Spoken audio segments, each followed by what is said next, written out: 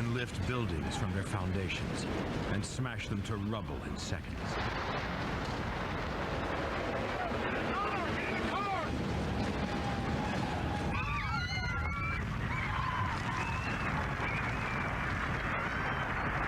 They can strip a landscape bare of all living things.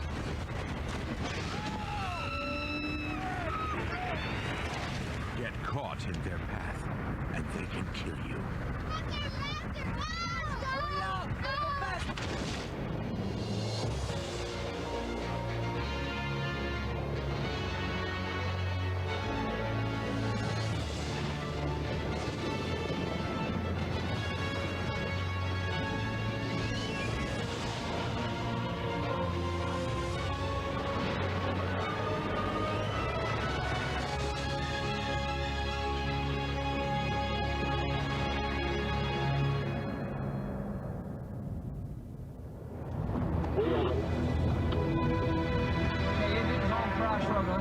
It is on Price Road on the ground. Be careful, you're almost there.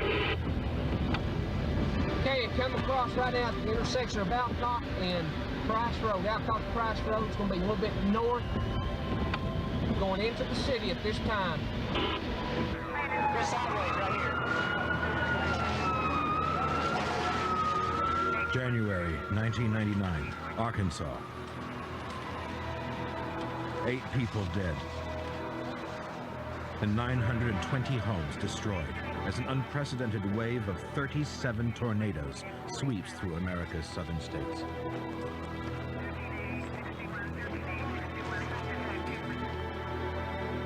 Tornadoes strike on every continent, but the infamous Tornado Alley in the United States has one of the highest strike rates in the world. With over 800 tornadoes a year in a strip of land spanning Texas to Nebraska, this is truly the tornado capital of the world.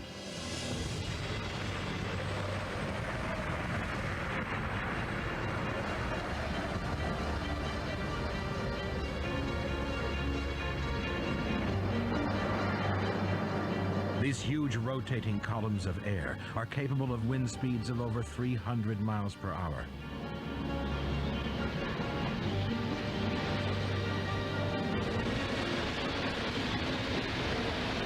The airborne debris becomes a deadly shower of shrapnel, shredding everything in its path.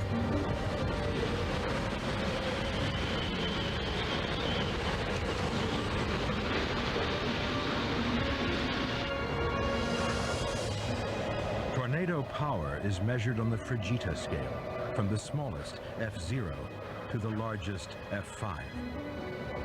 Each step up the scale increases the power by 10 times.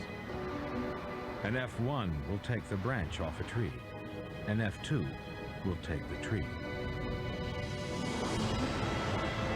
But it is the F5, with wind speeds of up to 320 miles per hour, which is most feared. Anyone sucked into its swirling vortex has little chance of survival. On the 27th of May, 1997, an F5 hit the small town of Jarrell, near Austin, Texas. This is a recreation of what happened to some of its residents that day.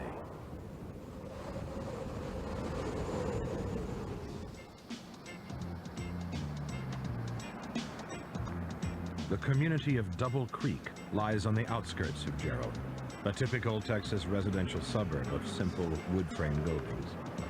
They were not designed to withstand a serious tornado.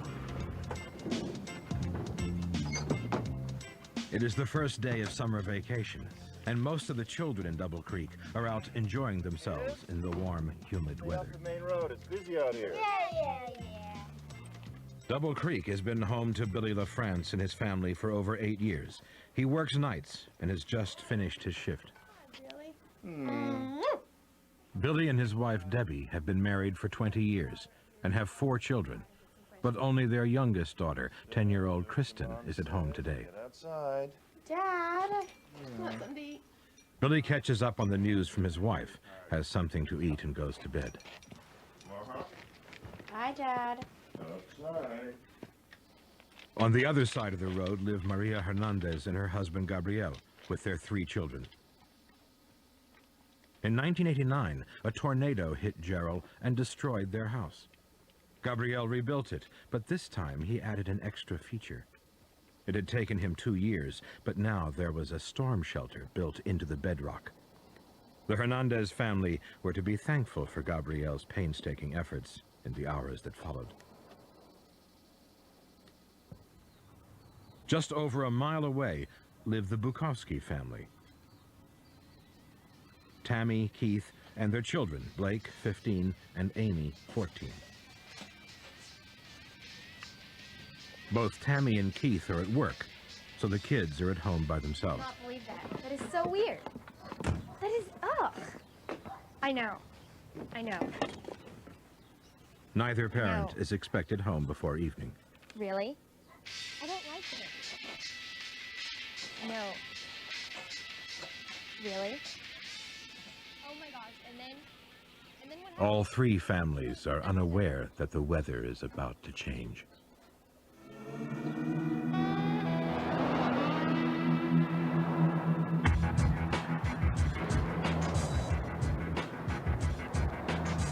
"20 miles north of Jarrell, Assistant District Attorney Lon Curtis is on his way to work. Lon is one of a network of storm spotters who tell the Meteorological Service what the weather is doing on the ground. They are trained to recognize conditions which could cause a tornado. That morning, Lon notices a severe weather front moving into the area. Ideal tornado weather. Around 11:30, 11:45 in the morning, I looked to the north and I could see a towering cloud, a big thunderhead that appeared to be developing, that had literally just mushroomed up in no time at all. And I realized that if we had storms develop later in the day, they would be very intense. Lon Curtis's prediction is correct. In the skies above central Texas that morning, a massive storm is developing. It could well bring tornadoes in its wake. Unknown to the residents of Jarrell, the storm front lies just 30 miles north of their town. They continue to enjoy the warm, sunny weather. The clear blue sky gives no indication of what is to come. The National Weather Service in Austin, San Antonio has issued a tornado warning. At 1:15, the Weather Service issues a tornado watch. This is a warning to be on the lookout in a specific area. As it's the height of the storm season, listeners still aren't too concerned. Many such watches are issued at this time of year, and they frequently come to nothing. Lon Curtis continues to drive through the countryside, watching, waiting. It doesn't take long. I turned northeast from Moody and drove 3, 4, 5 miles up and downhill, some winding roads, came around a bend, and there was a tornado.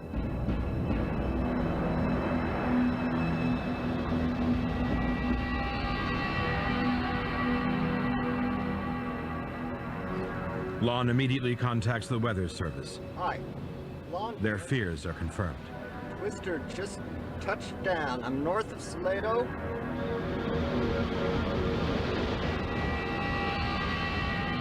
TV programs are interrupted, and news bulletins begin broadcasting the first tornado warning of the day. Right now, coming out of Hewitt, More will follow. right there, moving out towards Interstate 35. So from Hewitt to The weatherman makes no mention of Jarrell. It does not at present appear to be in the tornado's path. 77 is the path of this storm. The storm is heading in a southeasterly direction. At this point, there appears to be no cause for concern for the people of Jarrell. Their town lies to the southwest. Lon Curtis follows the storm. Suddenly, 4 more tornadoes appear, sweeping across the farmland.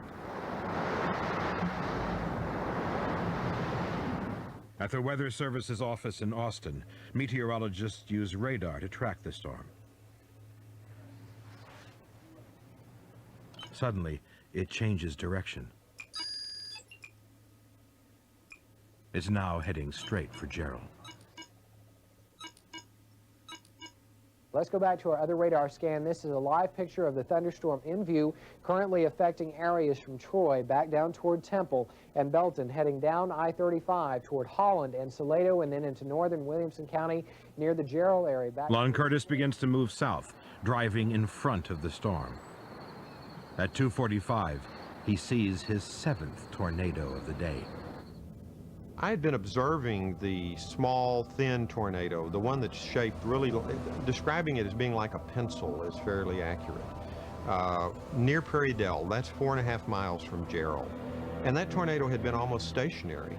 The tornado began to move about 3:20 in the afternoon. It began to move toward the south.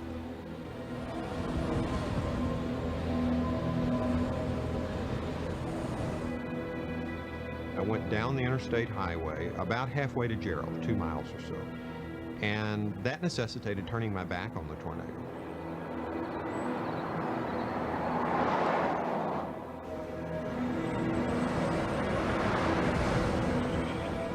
By the time I turned around, it had changed. It was no longer a small pencil-shaped tornado. It was what we call a multi-vortex tornado, which is a series of small tornadoes or vortices rotating around a central point.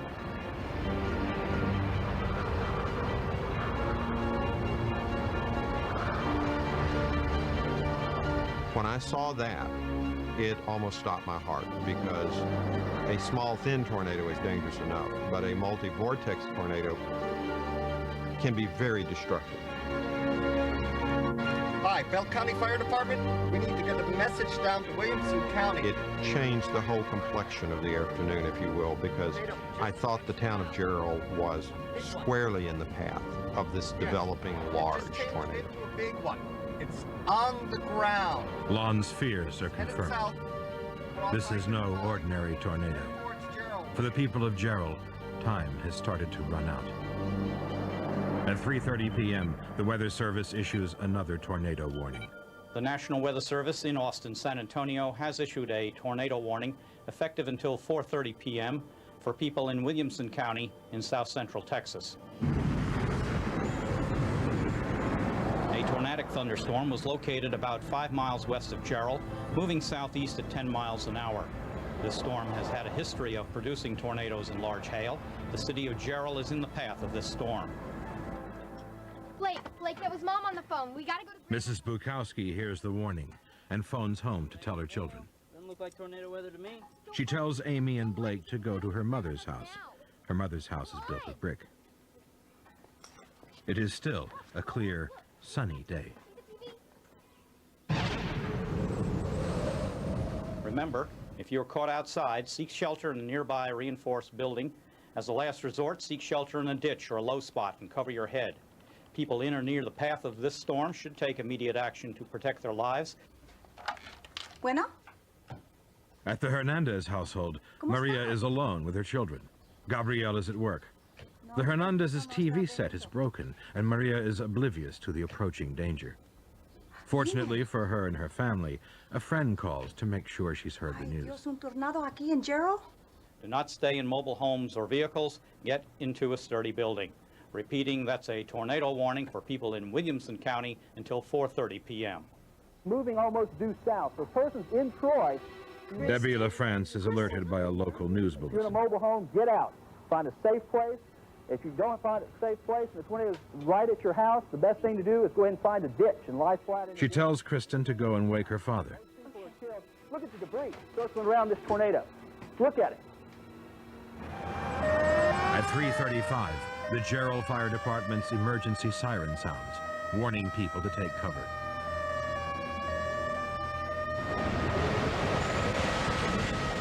Blake and Amy start to run towards their grandmother's house. The tornado is now only 1.5 miles away. It starts to churn its way across the fields towards the Double Creek suburb.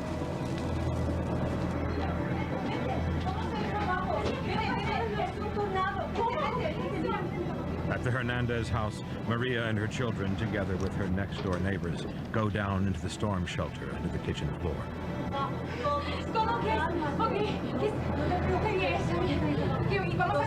Maria's husband, Gabriel, is at work, unaware of the danger his family is in.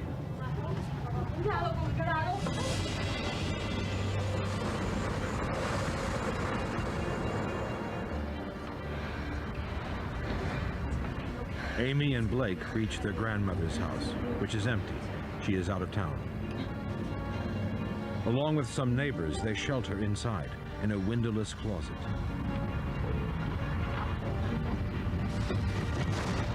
The tornado strikes Double Creek.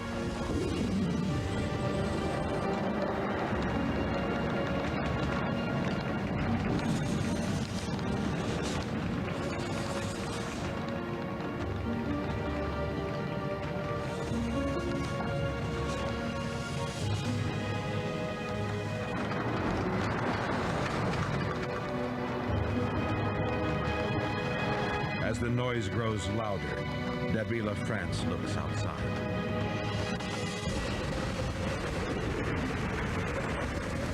There, in front of her, is the tornado.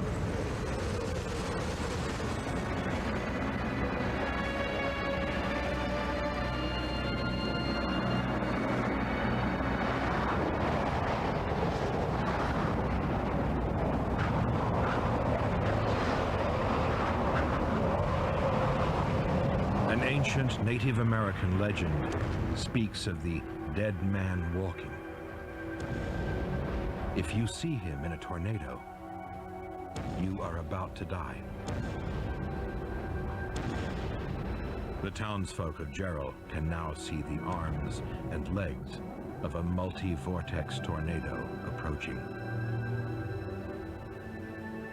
The dead man has just walked into Jarrell.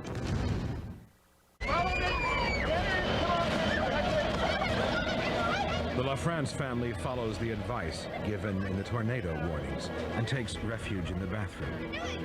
It's an interior room with no windows, and the plumbing anchors the bath to the ground, making it the safest place in the house. Billy gives Debbie and Kristen pillows and quilts to protect them from flying debris and glass. Hey, don't you worry. It's just a little breeze, that's all. Get out of here! The bath isn't big enough for all three of them, so Billy kneels beside it and holds on tight.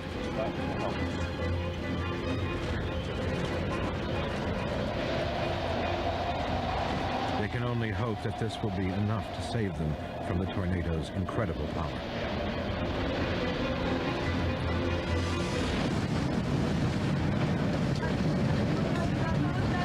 At the Hernandez storm shelter, the tornado is now directly overhead.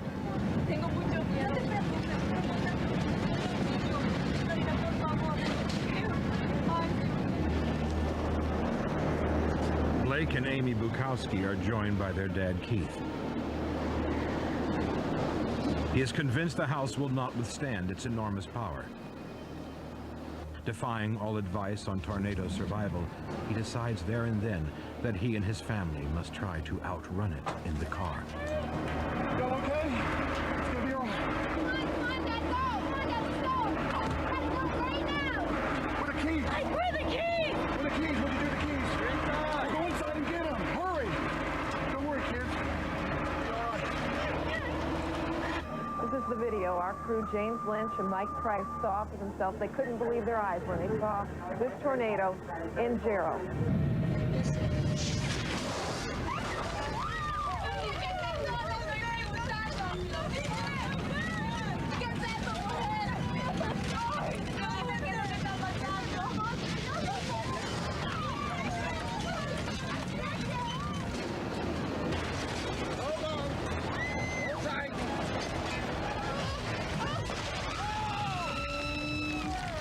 The tornado's progress is unusually slow. It lingers for what seems like hours over Double Creek.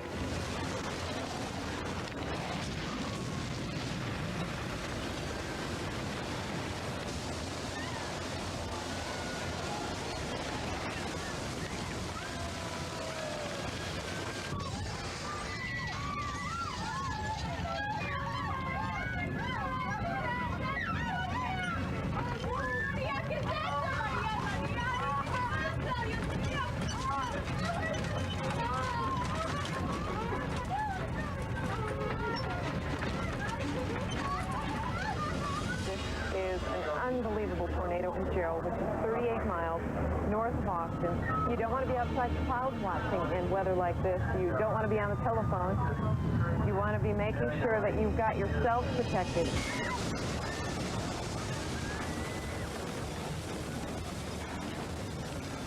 At the LaFrances, Billy clings desperately to the bath.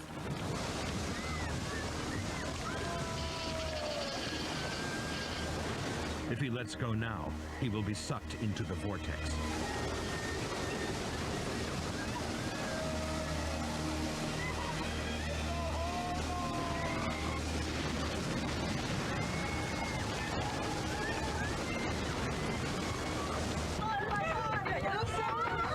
Underground, the Hernandez family prays that Gabriel's shelter can withstand the enormous twister swirling above their heads.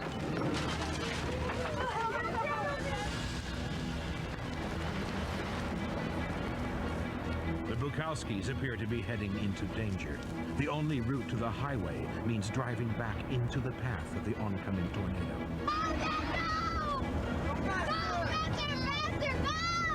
It looks like Keith has made a terrible mistake.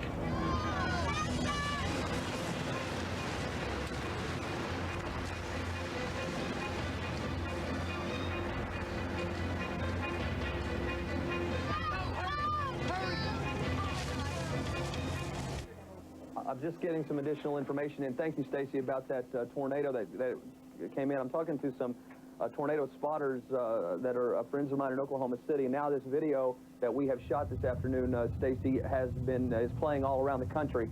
This is becoming a very large news story, and the videotape that I told you a few minutes ago looks to me to be F3, F4 at least. He tells me that this storm to him looks a whole lot like one was rated F5.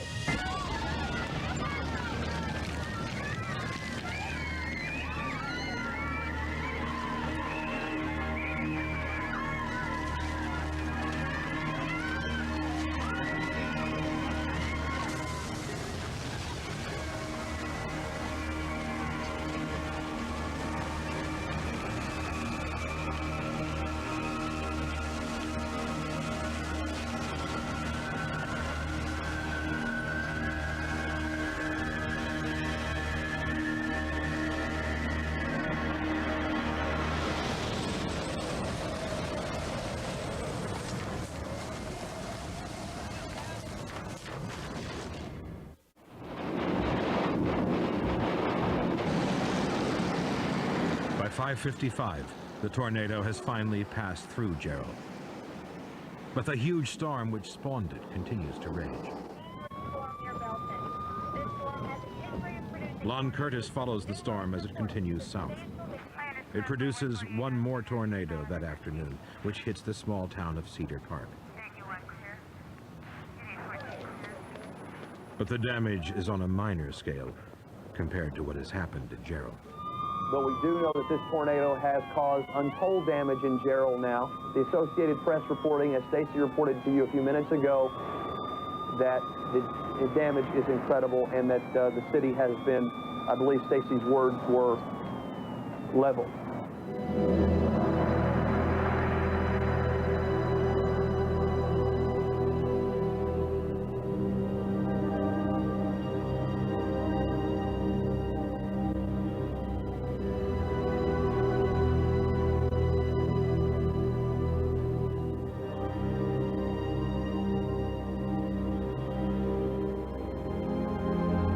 Keith Bukowski has driven around in a wide circle, desperately trying to outrun the storm. Now he drops back behind it and returns to the house. Against all odds, he has outrun the tornado. It just looked like the place exploded. And of course, everybody was just kind of felt, you know, in shock for a minute there.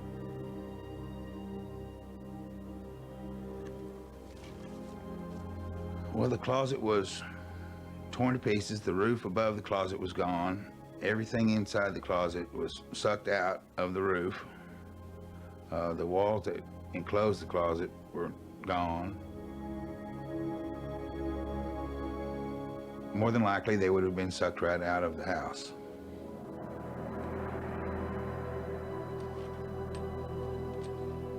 The LaFrance's house has been flattened by the tornado. Debbie and Kristen have survived, but not Billy. His remains are discovered the following day, 300 yards from their home. I guess the wind blew us out of the house. There was a peach tree beside the house, and I ended up in that tree, and Kristen was on the ground, and I think if that tree hadn't been there, we probably would have both been killed, because I think that tree stopped us and didn't let us be blown any farther, and I believe that's what saved us.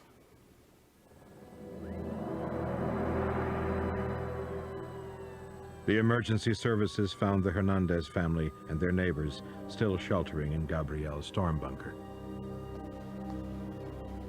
Of the house they had once lived in, there was nothing left. But to Gabriel's relief, his family had survived. Well, when I found my wife and my babies, they was real wet and muddy, kind of like scared, you know, like shaking a little bit, but they didn't know what to do. They was without words, and I was shocked myself too. I didn't know what to do, to hug them or kiss them, or, you know, it's just something you can explain what to do, what to say.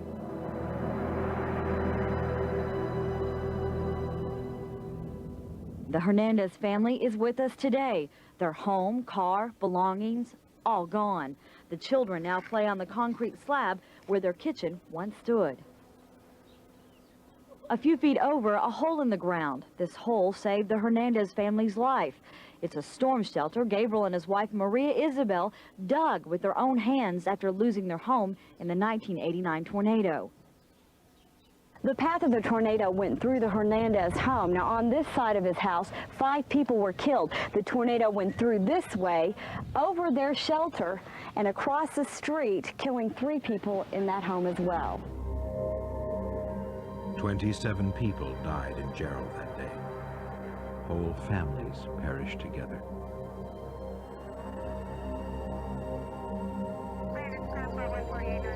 The following day, the survivors of Jarrell struggled to come to terms with the extent of the tragedy.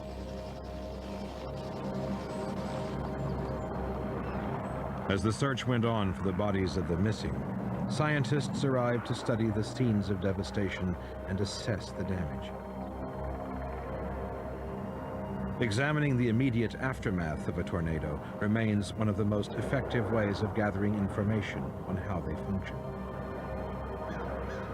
The only real indicator of the power of a tornado and its reading on the Fujita scale is the wreckage it leaves behind. I visited the community at daybreak the next morning, and it wasn't until I actually walked the ground shortly after 9 o'clock in the morning that it became apparent that what had happened to Jarrell was an F5, and the signs were quite evident. The countryside, the ground was literally shaved. No grass, no trees, everything shaved to the ground. The asphalt was sucked up, literally gone. It takes a lot of force to be able to suck up asphalt. The full extent of the damage could be seen from the air. Professor Don Green of Baylor University surveyed the trail of devastation left by the tornado in its wake.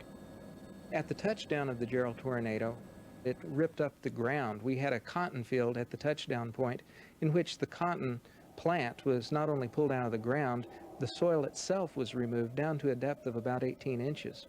Next, it swept across a wheat field. All of those shafts were then plucked out of the ground, flying through the air by the millions, and then impaling these cows that were in the field beyond that. This herd was vaulted into the air, picked up, whirled around, bounced along the ground many times, so that the animals had broken legs. In terms of the exposure to the wind itself, often the cattle lost their hair. They were skinned. Often what you would see is something like meat in a butcher shop. In some cases, what you saw was mostly skeleton. I think one of the most impressive images that I saw occurred at one of the early houses where it was only at an F2 strength. In this particular case, you were looking at a storm shelter in which a monolithic concrete slab weighing well over a ton, 4 to 5 inches of concrete, was lifted off of the ground. I looked for the top of the storm shelter. I asked the owner where it is. He said he could not find it. I went back a week later and asked again, did you ever find the top to your storm shelter? Apparently it caught into the wind and flew off like a frisbee, never to be found again.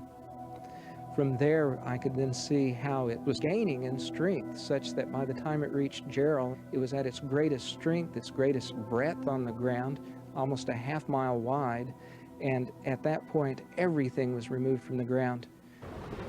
It was clear that the Jarrell tornado, as it came to be known, was, even by Texas standards, unimaginable. Light objects were blown huge distances. A box of checks was later recovered 100 miles away. Other heavier objects, refrigerators, air conditioners, kitchen sinks, were completely destroyed. They were lifted into the vortex of the tornado and reduced to shrapnel in the swirling column of debris. The effect of such force on a human body is best left to the imagination. Most of those who were killed had to be identified from their dental records. Part of the problem with the Jarrell tornado was its slow forward velocity across the Double Creek estates. Normally, we think of tornadoes perhaps raking across the ground 60 miles an hour. In this case, it was only moving forward at a rate of about 1 to 2 miles per hour for about 10 to 15 minutes. And so all of that debris, the wheat, the mud, the shrapnel from cars, the debris from homes, simply churning in place minute after minute without reprieve. And for that reason, the Double Creek Estates was simply wiped off the map. Amazingly, the same tornado which was capable of reducing a motor car to a pile of scrap metal left delicate objects completely unscathed.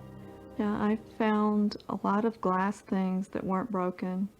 I found a cake dish that my sister-in-law had given me. It was all solid glass and it didn't have a scratch on it. And it's, you know, it's not a small thing. And some coffee cups and some other little figurines, you know. It just amazes me that anything glass could survive, but we found several glass things. We found, it wasn't ours, but we found a bottle of champagne in our yard. 24 hours after the tornado had struck, power lines were back up. Within a week, homes were being rebuilt. This wasn't the first time the people of Jarrell had been forced to restart their lives. The best we can tell, Jarrell has been hit 8 times in recorded history. One family that I talked to had been there long enough to live through 3 of those, and they just said they weren't coming back. In spite of what they'd been through, almost all of Jarrell's residents decided to stay there. But the question many of them were asking was, could it happen again? The weather conditions on May 27, 1997 were ideal for the formation of tornadoes. The Jarrell tornado was created by a sequence of meteorological events which spawned most twisters in Tornado Alley. As the sun warmed the Earth's surface, some areas had started to heat up more rapidly than others. This created a pocket of air which rose through the atmosphere, gathering energy as it went. As the warm air continued to rise, cold air rushed in to replace it. It in turn was warmed by the Earth's surface and began to rise upwards. Soon there was a continuous current of air rising into the atmosphere. As long as the air above was colder, the column moved ever higher. This is how a thunderhead is formed. Most thunderstorms are weak and short-lived, but occasionally the rising air travels so fast, reaching wind speeds of up to 175 miles per hour, that a supercell is produced. A supercell is a thunderstorm that is of gigantic proportions. Usually a supercell can grow in size such that it spans several counties in length. We're talking about something that might stretch 50 or 60 miles across, where normally we think of a thunderstorm that might be 5 to 10 miles in diameter. This supercell thunderstorm is capable of producing tornadoes. and scientists have identified many of the elements which need to be in place for it to do so. One of the things that scientists look for are the convergence of winds from different directions as you go vertically up. That is, typically here in the plains, warm, moist air coming off of the Gulf of Mexico. It's meeting dry, warm air from Mexico. And then out of the north, we have the continental polar, the cold air masses, all converging together. And when those three air masses meet, this is the thing that will give the spinning motion to cause the thunderstorm to produce the tornado. The tornado usually forms at the storm's middle section. It is thought that the cold air rushing towards the Earth's surface at the rear of the storm then takes the tornado down with it, concentrating the storm's entire energy on a single point on the ground. In terms of amount of energy that could be released, if you could release all of that energy in an instant, they say it would be roughly equal to 5 hydrogen bombs. With the potential to release such devastating power, it is important for meteorologists to try to predict when and where tornadoes might happen. Scientists use Doppler radar to locate the thunderstorms with rotating air currents. As a storm moves away from the radar location, it starts to turn red on the radar screen. As it moves towards the radar location, it turns green. If both colors are present, it suggests there is a rotating movement in that area of the storm. This is the point where tornadoes are most likely to occur. Now the Weather Service will begin a tornado watch. A watch can cover an area of up to 40,000 square miles and can last for up to 6 hours. This is a frequent occurrence at the height of the tornado season and does not necessarily mean that a tornado will actually occur. Only half of all rotating thunderstorms produce tornadoes. Scientists are still trying to discover why this is.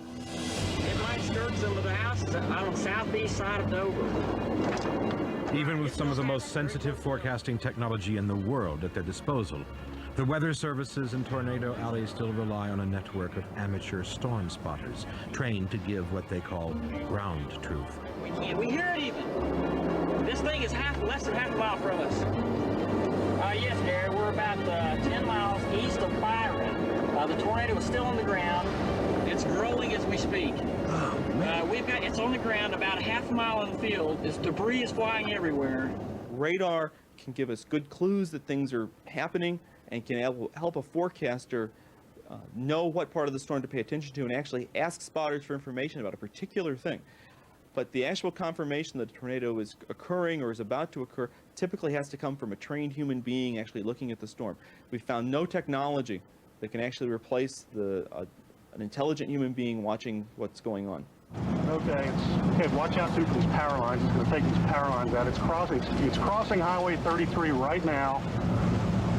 Oh my gosh, it just hit a house. It just hit a house. Oh my gosh. Armed with on-the-ground confirmation from the storm spotters, the Weather Service can then issue a tornado warning. A tornado warning targets an area smaller than a county, naming the town or towns that are likely to be hit. Bulletin, this is a tornado warning.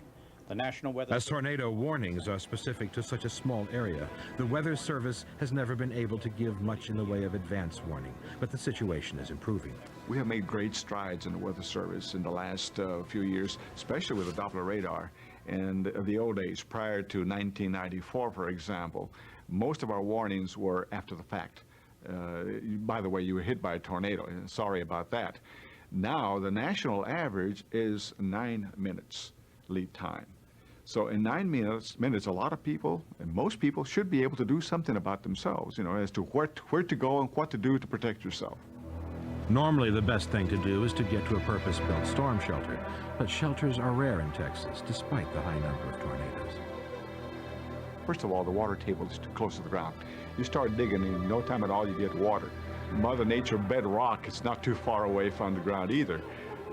So it takes a heap of digging, dynamite sometimes, just to dig a hole. And therefore it becomes an economic offset. Do I spend another $4,000 or $5,000 or more to dig a shelter, or have a bona fide shelter, or do I take my chances and save $4,000 or $5,000, and hopefully I'll not get hit. Well, the majority, like 99.9% of the population in this area, will take their chances and not getting hit. Without an underground shelter to take refuge in, the choice is to run or stay put. The decision the residents of Jarrell made that day largely determined whether they lived or died. Keith Bukowski decided to get his family in their car and outrun the tornado. This is usually a dangerous course of action. Tornadoes move unpredictably and can change course in an instant. Inside of a car is the last place that you really want to be. A tornado will very easily pick up a car and toss it about. What I like to liken it to is take a Coke can, drop a marble in it, shake it, and that's you bouncing around inside that vehicle. Some people caught on the road took shelter in a nearby underpass. This is also extremely dangerous, as it offers no protection from the lethal cascade of swirling debris. Many followed the official advice. They stayed at home and sheltered in the bathtub, covering themselves with pillows and cushions as protection against falling debris. Tragically, the Jarrell tornado was moving so slowly and with such power that following the official advice was probably the most dangerous course of action to take. The advice that we give people to head for inside protection, a small room well within their house, away from windows, that's still good advice. In the case of Jarrell, however, we're looking at an F5 tornado. The odds of it occurring are less than 0.02%. We only have, on average, one every year. And so what you have to do is hope and pray that the tornado that's bearing down on you is not an F5. If it is an F5, then the advice that's given to you probably will not save your life.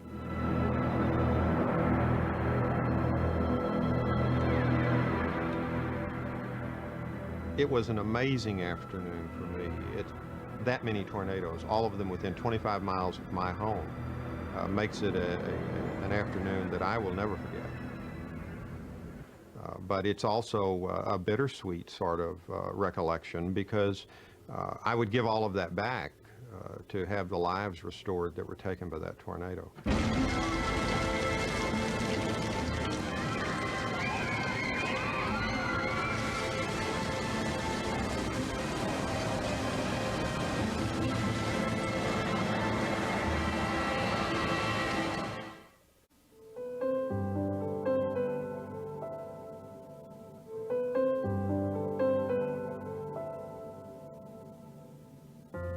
Of the 27 people who died in Jarrell that day, 14 were children. Blake and Amy both took it pretty bad. Perhaps Blake maybe a little bit more because of two of the boys that were killed. He just went out to the lake the day before with them. They had to grow up fast. They had to face it. They didn't have a choice. It was just thrown in their lap. As time has passed, it's gotten a little easier, but at first it was real tough. It was real tough on all the kids up there at that school. Some people in Jarrell moved away after the tornado, but Debbie LaFrance moved back to Double Creek, where her house has been rebuilt. I decided to go ahead and stay here. I mean, this is home. To me, this is home now, and you can't run away from a tornado. Wherever you go, they can find you. You can't, that's not something you can be afraid of. The underground storm shelter which Gabriel Hernandez had carved out of the rock saved the lives of 3 of his neighbors, as well as his wife and children. I'm proud of what my wife did, because if it wasn't for that, you know, I probably didn't have no family no more. Yeah, she was real. I mean, I'm gonna say, I guess God, you know, put something in her to bring them in time, because it was close. We were real happy to be alive. Make no mistake about it, we were real happy to be alive. We can replace the house.